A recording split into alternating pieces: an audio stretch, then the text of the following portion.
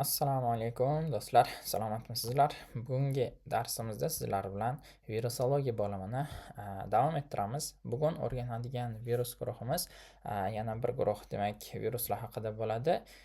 Odam papilloma virusi haqida o'rganamiz. Human papilloma virus. Sizlar bilan kechagidagi darsda adenovirusni, undan avvalgisida pox virusni gaplashgan edik. Bugun demak navbat odam papilloma virusiga ekan. DNK saqlagan virus ikosidral kapsidli, qobiqsiz, double stranded, sirkulyar DNKli, ya'ni ikki zanjirli, demak, halqasimon DNKga ega bo'lgan virus guruhi ekan. Xo'p, demak, boshladik. Odam papilloma virusi. Odam papilloma virusi, demak, papilloma virus, bunga tropizm xos, ya'ni tanlab olib zararlash xos, faqatgina yassi epiteliyni tanlab zararlaydi bu. Demak, yassi epiteliy qaysi sohalarda bo'ladigan bo'lsa, ana o'sha sohalarda papilloma virus zarar yetkazishi mumkin bo'ladi. Eng asosiylari bu yerda terida bo'lishi mumkin yoki bachadon bo'ynida bo'lishi mumkin, anal sohalarida, genital sohalarida yoki orofaringal o'sha apparatlarda, ya'ni ovoz boylamlari sohasida, mana shunday sohalarda bu virus guruhi nimaga sabab bo'lishi mumkin? Demak, so'gal yoki o'smalarga sabab bo'lishi mumkin. So'gal yoki o'smalarga sabab bo'lishi demak bir qancha serotiplarga bog'liq. Bu papilloma virusni 100 ga yaqin, balki 100 dan ortiq serotiplar mavjud, lekin bizga eng asosiylari quyidagilarni bilib olsak yetarli bo'ladi. Bu serotiplardan 1-dan 4-gacha bo'lgan serotiplari oddiy uchraydigan so'gallarga sabab bo'ladi. Bularni yoki aytishimiz mumkin common word deyishimiz mumkin. Common word. Demak, o'sha ingliz adabiyotlarida nima deymiz? Common word ga sabab bo'ladi. Xo'p, 6-11 serotiplari laringeal papillomatoz yoki anogenital sohadagi so'gallarga sabab bo'ladi. Demak, bizga serotiplarni bilish muhim.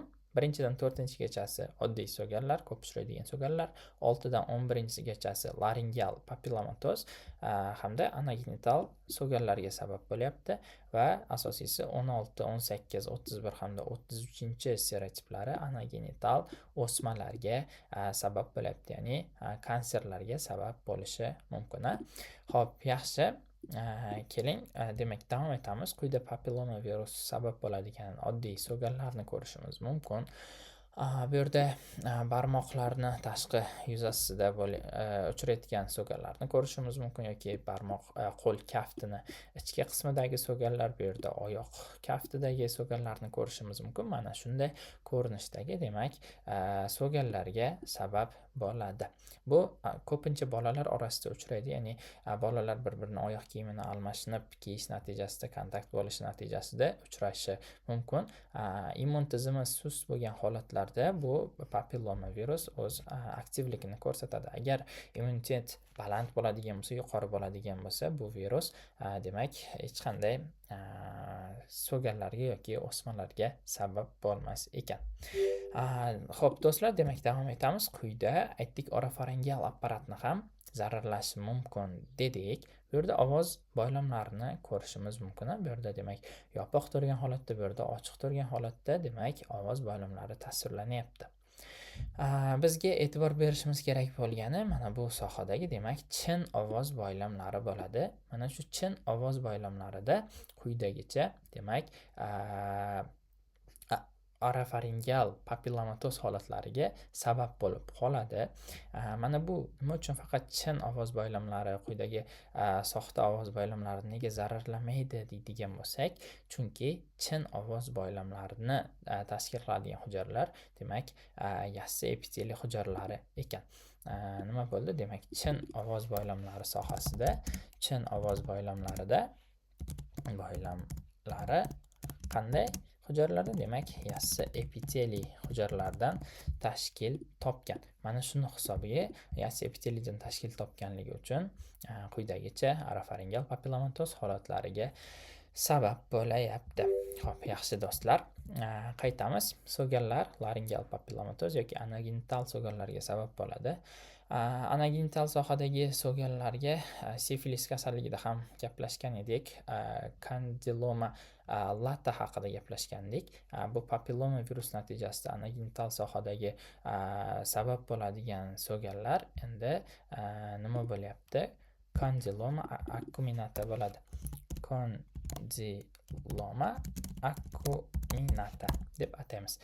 Bu kandiloma acuminata qanday tuzilishga ega deydigan bo'lsak, kandiloma acuminatani demak tuzilishi kandiloma latadan farq qiladi.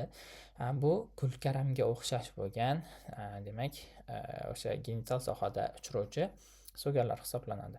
Kandiloma latada esa sifilisda yuzaga kelayotgan undagi tuzilish birmuncha yassi xarakterga ega edi. Kandiloma acuminata hamda kandiloma latani demak rasmlarni Googledan ko'rib olishlaringiz mumkin bo'ladi.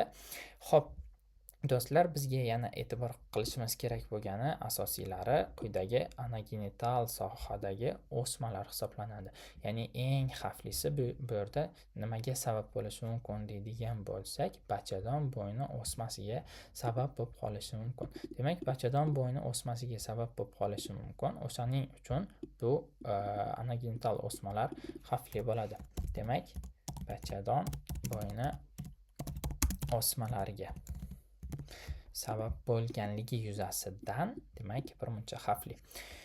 Xo'p, endi bu quyidagi papilloma viruslar so'gallarga yoki o'smaga qanday sabab bo'lyapti deydigan bo'lsak, o'sha mexanizm haqida keling qisqacha tanishtirib o'taman. O'zi papilloma virus ikki xil turdagi oqsillar ajratadi. Bu oqsillarni biz atashimiz mumkin. Y6 hamda Y7 degan demak oqsillari mavjud bo'ladi.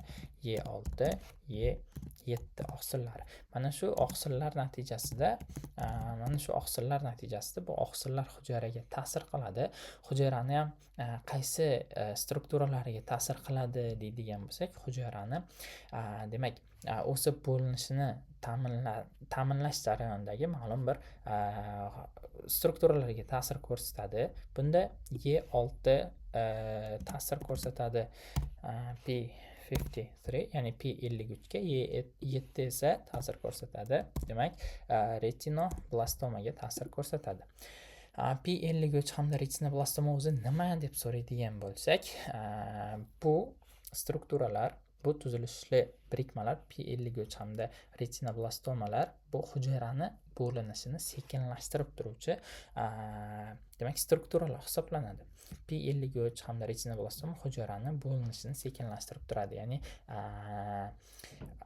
o'sha tumorga nisbatan tumor suppressorlik vazifalarni bajarib turadi. Agar bu strukturalarni ishi buziladigan bo'lsa, quyidagicha papilloma virus natijasida, misol uchun Y6, Y7 oqsillar kelib bularni bloklab qo'yadigan bo'lsa, hujayra nazoratsiz, tartibsiz bo'linib ko'payib ketadi. Aniq mexanizmlar bilan kurslarimiz davomida batafsil sizlar bilan tanishib o'rganamiz hali. Qisqacha tasavvur bo'lish uchun, demak, Y6, Y7 oqsillari P53 retinoblastomalarni bloklab qo'yapti. Xullas, hujayrani J1 fazasidan S, ya'ni sintez bo'lish fazasiga o'tishi tezlashib ketadi. Buning natijasida nazoratsiz bo'linish yuzaga keladi. Xo'p, mana shu natijasida demak nima bo'lyapti? So'gallar kelib chiqayapti. Yaxshi, endi bachadon bo'yni o'sma holatlari qanday bo'lyapti? Anogenital sohadagi o'smalar qanday yuzaga kelyapti deydigan bo'lsak, bu ham xuddi mana shu tarzdagi mexanizm bilan ketadi. Endi bunda dastlab hujayraga, demak, yassi hujayralarga, yassi epiteliy hujayralariga papilloma virusning oqsillari ta'sir qilishi natijasida nima bo'ladi? Hujayrada metaplaziya yuzaga keladi. Ya'ni yassi epiteliy hujayralari demak shakli o'zgarishni boshlaydi. Endi displaziya jarayoniga o'tadi. Bu metaplaziya keyinchalik butunlay hujayra strukturasi o'zgarib ketadi. Dastlab metaplaziyada qisman o'zgaradigan bo'lsa, hujayra tipi o'zgaradigan bo'lsa, keyinchalik displaziyaga o'tishi natijasida nima bo'lyapti? Butun hujayra strukturasi bo'linib ketyapti. Agar bu zararli ta'sir davom etaversa, neoplaziya jarayonlariga sabab bo'ladi, ya'ni ortga qaytmas bo'lgan o'sma jarayonlariga. Endi bu neoplaziya bo'lgandan keyin o'sha kanser bo'lishi mumkin yoki karsinoma holatlari yuzaga kelishi mumkin bo'ladi. Bu bachadon bo'yni o'smasida o'sha displaziyani o'zini 3 bosqichi bor. Bular haqida kurslarimizda batafsil o'rganishimiz mumkin. Yaxshi, bu bachadon bo'yni o'smasini biz tashxislab aniqlashimiz mumkin bo'ladi. Qanday aniqlaymiz deydigan bo'lsak, bunda biz pap smear testini o'tkazamiz. Bu pap testida natijasida koilotsit hujayralar topiladi, ya'ni o'sha epiteliy hujayralari mikroskop ostida ko'riladigan bo'lsa, bachadon bo'ynidan olingan epiteliy hujayralari, bular yadrosi birmuncha yiriklashgan, to'qroq bo'yalgan yadro g'adir-budur tipli koilotsit hujayralarini topishimiz mumkin bo'ladi. Do'stlar, qisqacha tushuncha hosil bo'lishi uchun shu ma'lumotlar yetarli. Xo'p, keling endi bularni davolash haqida, oldini olish haqida qisqacha tanishib o'tamiz. Papilloma viruslar, demak, Gardasil vaksinasi natijasida vaksinatsiya o'tkazadigan bo'lsak, bu 6, 11, 16, 18 serotiplarga qarshi o'zida antigen saqlagan bo'ladi. Demak, mana shu serotiplarga qarshi organizmda immun javob yuzaga kelib, qarshi kurashib tura oladi. Bundan tashqari, imikuymot demak preparatdan foydalanishimiz mumkin. Bu imikuymot preparati mahalliy o'sha so'ganlar bo'ladigan bo'lsa, o'sha sohada so'ganlar sohasiga bu imikuymotni preparatni ishlatadigan bo'lsak, mahalliy immun hujayralardan sitokin ajralishini stimullaydi. Ya'ni bu borib o'sha mahalliy immun hujayralariga, masalan, makrofaglar, turli limfosit, dendritik hujayralar bo'lishi mumkin. Ana o'sha hujayralarni cell-like retseptorlariga birikadi. Bu retseptorlarga birikish natijasida ulardan sitokinlar sintezini birmuncha kuchaytirib yuboradi va bu ajralgan sitokinlar o'z navbatida antitumor ta'sir ko'rsatadi hamda o'sha so'ganlar sohasida yangi qon tomir hosil bo'lishini birmuncha pasaytirib yuboradi. Xullas, rivojlanayotgan hujayraning apoptozini tezlashtirib beradi. Bugungi darsimiz mana shularni o'z ichiga olgan edi. Video manfaatli bo'lgan bo'lsa, foydali bo'lgan bo'lsa, do'stlaringizga ulashib qo'ying. Like, kommentlar bilan bizni qo'llab-quvvatlab turing. E'tiboringiz uchun rahmat. Keyingi darslarda ko'rishguncha sog', salomat bo'ling.